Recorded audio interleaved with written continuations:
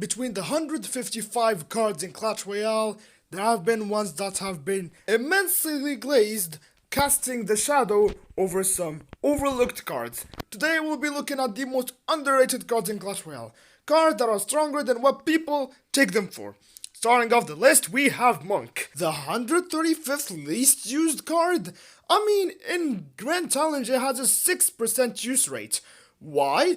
I thought mid-ladder players loved flashy mechanics, or maybe because his ability isn't as offensive as others like Golden Knight.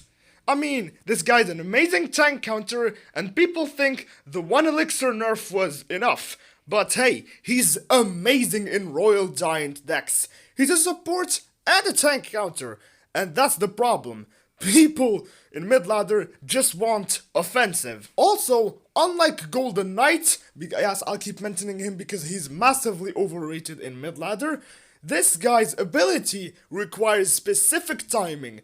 As for the other champions, like the Boss Bandit, it is very simple to use the ability. This is why people don't use Monk. And I thought he would be immensely appreciated in mid-ladder. Come on, think about it. You can counter those annoying Mega Knight wizard pushes by making the Mega Knight deal like 0 damage and make the wizard take the hits. Come on. I thought this guy would get some more love. But hey, moving on to the next card in our list, which is the Lava Hound. 0% use rate. Of course, it's because of the mid-ladder mindset. Big health, big damage. This guy is ridiculously tanky, but his damage is what makes players think it's garbage. Well, spoiler alert, the Lava Hound isn't a card that does everything on its own like Mega Knight or stuff. You have to pair it with a support. Currently, it is like the best card. And Lavaloon is the best deck in the meta so far. So if you want a deck to upgrade, you gotta do it. And why don't people pick Lavaloon? Well, because there's Lumberloon that's cheaper and faster. And in mid-ladder, people want speed, health, damage. Everything has to be amplified. And yes, if you compare the Lava Hound to the Lumberjack, the Lava Hound is slower and but come on, it's tanky. It's a nice win condition if you want to build a massive push. Don't you players like beatdown in mid-ladder? I guess you can never understand things there. Next up is the Goblin Machine. Okay, I know this sounds like a hot take, but this doesn't justify the card being 0% use rate and the 5th least used card in Grand Challenge. It is the 34th best card. Why? Because people just keep looking at those videos and believing everything. And I also believe one of the biggest reasons why Goblin Machine is severely underrated is because people don't even know how to play it. It is not a tank, it's a support. You put it behind something that's tanky and it shoots the rockets. It is also an amazing anti-support card. I like to believe it is this way because it keeps chipping either at a support troop or the Princess Tower. Also, this deck you're seeing right now is immensely broken with Goblin Machine.